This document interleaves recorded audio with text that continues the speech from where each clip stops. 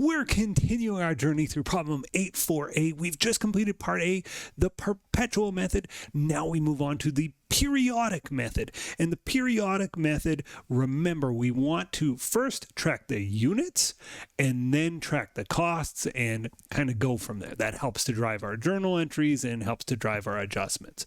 But the starting point here is units. So the first unit number we want to know is the units available for sale.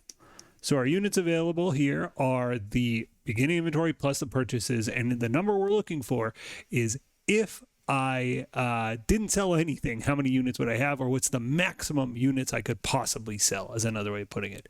So maximally, I started with 200, I purchased 300, and I purchased 175. 2 plus 3 is 500. 675. That's the most I could possibly sell without running out of units. So units available for sale, 675.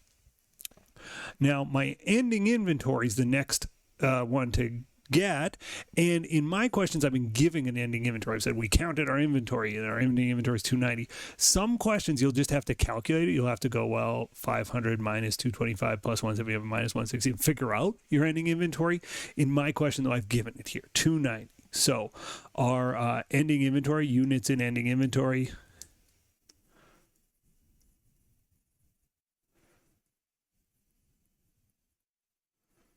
$290. And this would be very typical of companies. They count their inventory. They say, this is how much I had available to sell. This is how much I have left over. So you fill in the blank to figure out what you sold. 675 minus 290 gives us units sold of 385. Okay, so we sold 385 units. What were the costs of those units? So now I just do the exact same lines, but costs. Costs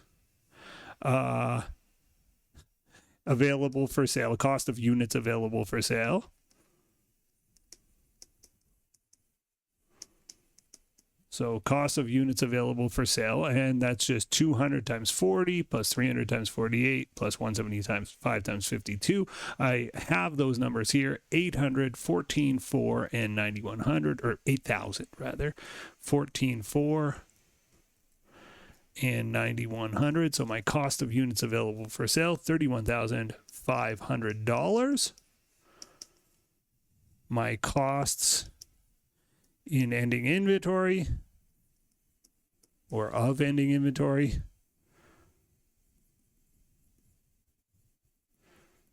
and this is where we need that average cost to figure it out. And how do I figure out my average cost? Well, I take costs available for sale, divide by the units available for sale, and I'm going to get an average here. 31,500 divided by 675. I don't do a moving average like I did with the other method, and the reason is because we just chunk it all in. We go, okay, it's all at once. We periodically take this number, and this is the number, 46.666667. 46.66667. You know, I put as many decimals as I can into my answer. So my cost in ending inventory is going to be 290 times 46.66667. So times 290, 13,533. 13,533. I am going to round this to the dollar. My cost of goods sold then, my cost of units sold is 385 times 46.66667. It's 17,967. 17,967. I actually did that wrong. What we should do is 31,500 minus our ending inventory. It's going to work out the same, but this is the better way to do it. That's philosophically what's happening here. 31,500 minus 13,533, and yes, you can see it's 17,967. Okay, so we have our cost of goods sold. We know our sales revenue, same as it was above. We sold the exact same units for the exact same prices, 22,500 and 16,000, for a total of 38,500. We know our cost of goods sold. We just calculated that, 17,967. Sales minus COGS is gross profit. 38,500 minus 17,967 is 20,533. And you could go to the penny if you wanted to, and that is our gross profit. Now our journal entry, or actually we got to do a bunch of journal entries, don't we? It says prepare journal entries for all transactions above. So same dates as before. We made 2 purchases and 2 sales. We made a purchase on January 8th, a sale on January 15th, a purchase on January 21st, and another sale on January 30th. Our purchases, you just debit purchases.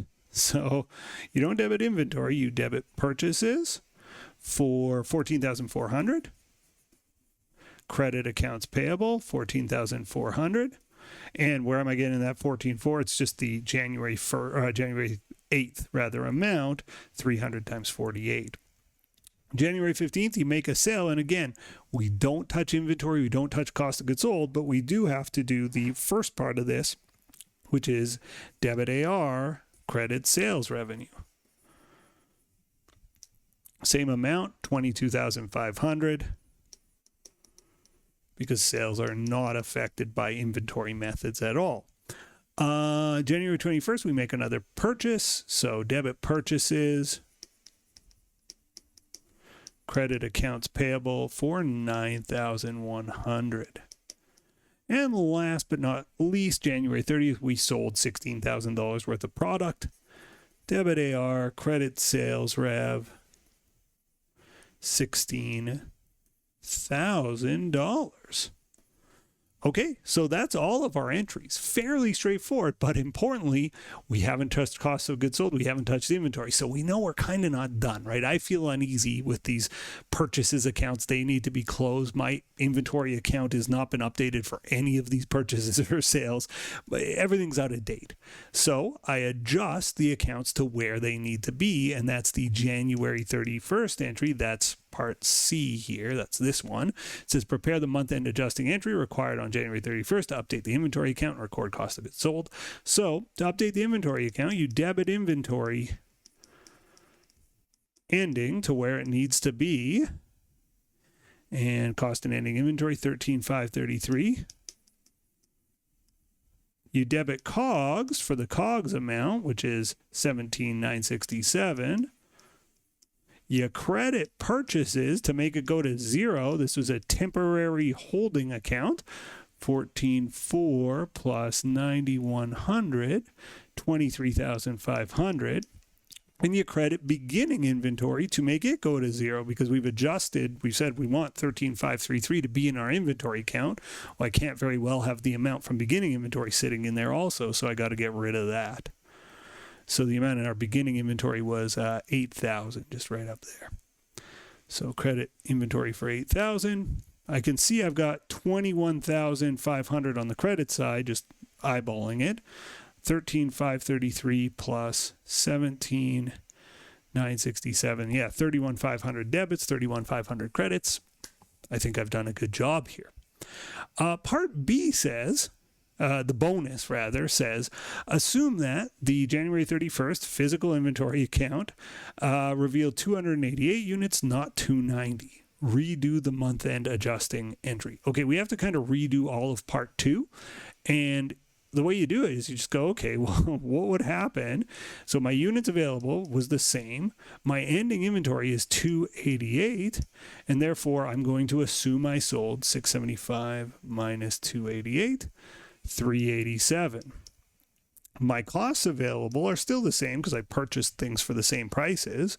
My cost in ending inventory, I divide the same way I divided before to get a cost per unit. 31.5 divided by 675 is still 46.6666667, just as it had been before. But now I'm going to spread those costs over 288 units for my units in ending inventory, not 290 as I had before. So we're going to find, just multiply this by 2, we're going to be off by $93, essentially. So let's do the math here. It is 288 units times by 46.6666667. It's 1344, or 13,440 rather. And our cost of goods sold then is 31 grand minus 13,440, 31,500 minus 13,440. It's 18,060.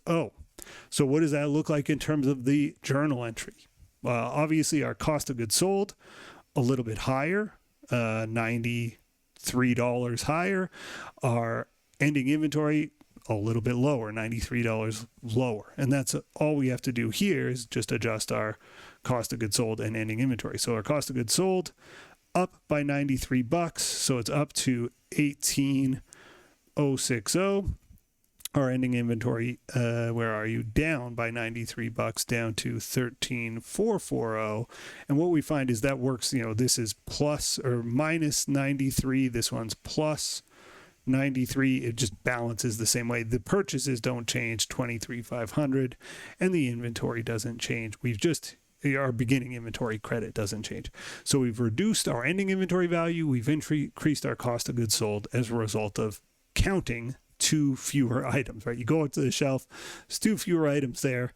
You got to charge this off somewhere. Now, when you do periodic, you will never use this shrinkage expense. It only can ever go to cost of goods sold due to the nature of this inventory method. Okay, that's it for part B. On to part C. Part C says, compare your gross profit results in problems 8.2a, 8.3a, and 8.4a. I've already filled in 8.2a and 8.3a, and we got FIFO and LIFO there. Let's do our weighted average numbers. 8.4a under perpetual, that was the top one. That's this number, 2804. Come on, touchscreen, 2804. And under periodic, it's this one, 2533. 2533. And what do we observe? So let's look at one at a time. So I'm going to look at just the perpetual. When I do FIFO, that's the top one, it gives me the highest gross profit, LIFO the lowest, and weighted average in the middle. When I do periodic, same thing. FIFO is the highest, LIFO is the lowest, and weighted average is somewhere in the middle. In times of rising inventory costs, which is most of the time, right? There's inflation in our world. Costs tend to go up for most products most of the time. In times where costs are increasing, FIFO produces the highest gross profit, LIFO the lowest gross profit, and weighted average somewhere in the middle. If inventory was falling, our prices were falling, which is unusual, but if it was happening, the opposite would be true. FIFO would have the lowest profits, LIFO the highest, and weighted average, well, it would be in the middle. Why is that? Well, let's just think about it. If prices are going up, first in, first out says, well, I sell my oldest inventory. My oldest inventory is the lowest cost of goods, so it has a lower cost of goods, right? Because prices are going up, but I'm selling the low cost of goods stuff first. LIFO, you're selling the high cost of goods stuff first, if again, prices are going up. So that's why LIFO has the highest cost of goods sold and therefore the lowest profit. So the big question, so that's why do so many American companies like LIFO? If it produces the lowest profits, don't they want to be profitable? And the answer is sure as heck they do want to be profitable when they're talking to their shareholders.